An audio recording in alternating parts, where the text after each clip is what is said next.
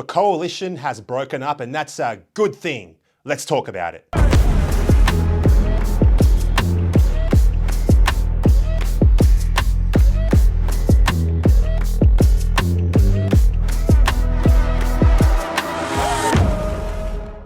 Today, I come before you with a sense of hope for Australia's future. The news that the Nationalist Party has left the coalition is a step in the right direction for our nation. It is a development that I have long anticipated, and I believe that it's a sign of great things to come. For far too long, the coalition has stood in the way of meaningful reform. Under its leadership, our nation has been guided by weak compromises, appeasing the left and falling into the trap of Labor-like politics. The coalition's leadership has been content to snuggle up to the teals and turn a blind eye to the voices of everyday Australians in regional and rural areas. We cannot afford to continue down this path. Of course, you already know that. It is only through dismantling the old, rotten institutions that we build something better. Now, let me be clear.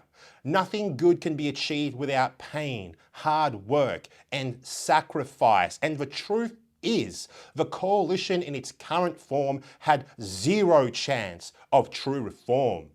It was shackled to the failures of the past, and that's why it had to break apart. It is time for the true conservative values of Australia to rise once again.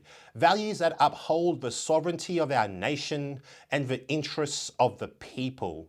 Over the years, both Labor and the coalition have united on many disastrous policies. The social media ban for under-16s, the praise of the authoritarian e-safety commissioner, and the disastrous digital ID legislation were all supported by both sides. The misinformation and disinformation bill, originally drafted by the coalition and later backed by Labor, is another example of the dangers of our leaders playing politics rather than doing what is right for the people. Both sides have supported the net zero fantasy, costing Australians their livelihoods and the future of their children.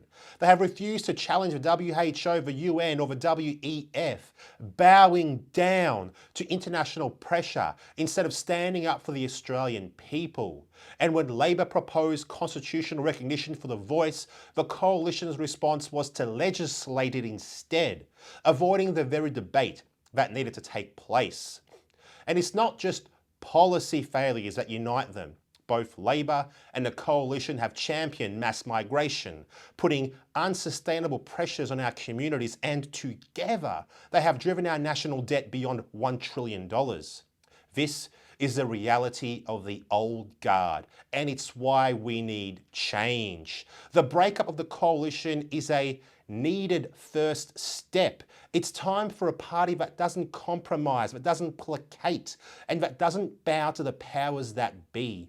It's time to do the hard work, to embrace the challenge and rebuild Australia with the ideas of Sir Robert Menzies. From one of the most dramatic Australian political crises for years, Mr. R.G. Menzies, newly elected United Australia Party leader, emerges as Prime Minister. Together we will rise from the ashes of the past, stronger, united and ready to tackle the issues facing our nation. I'm Senator Alphabet for the United Australia Party.